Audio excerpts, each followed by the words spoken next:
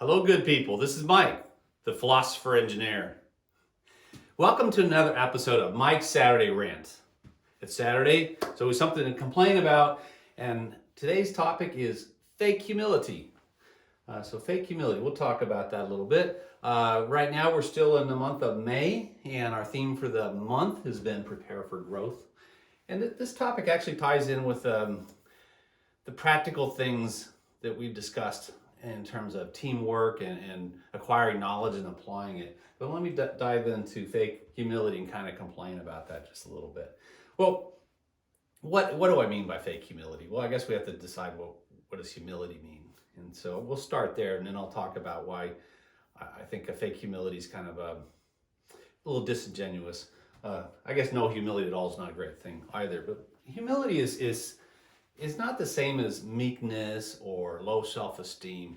Humility just means we really understand our limitations, especially in knowledge. And that's why it applies so much here. So my example of what I see in terms of fake humility is when you have people that, they may poke fun at themselves or have self-deprecating jokes or talk about how fat they are during the COVID shutdown or point out, little deficiencies they have, and that's good. There's nothing wrong with that, certainly. But when you have sort of that superficial level of humility, but on the deeper issues, you're really not open to new ideas. You're really stuck in the idea that you have it figured out. You have very strong opinions, and you're not open to new ideas. And the problem with that is that we're always learning. There's always something new that we learn until as old as we get, until we die. Whether we're in the rocking chair and we're 60 years old or we're a teenager, sometimes your kids always think they know more than you, and maybe they do, I don't know.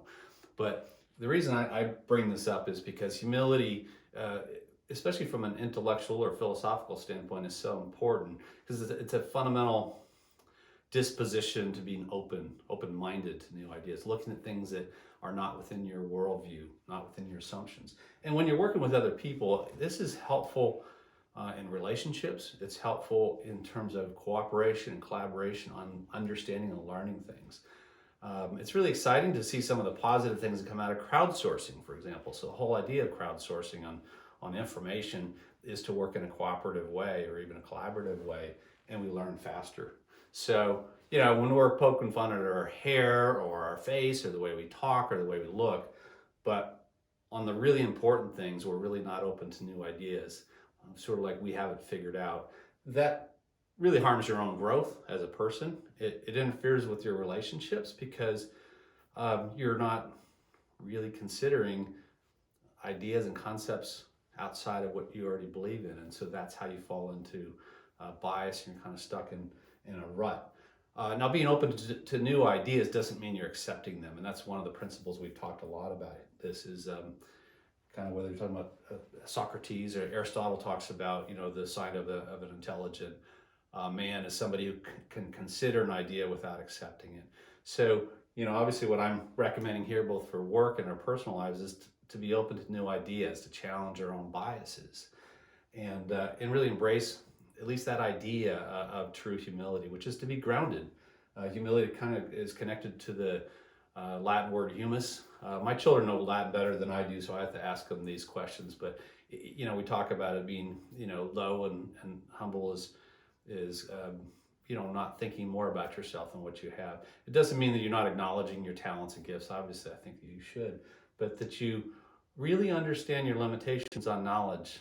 And it's something that we all pursue together. And in the work world, we really want to pursue it together to make great decisions, and it's not about us. So I think that's really the core of humility. It's not just about us. It's about, or not just about me, it's about us. It's a combined effort. So fake humility, that's my complaint. Kind of want to rant on that and challenge people to maybe really consider a more open view towards new ideas, towards new positions about the world or about their home or about their approach on lots of things.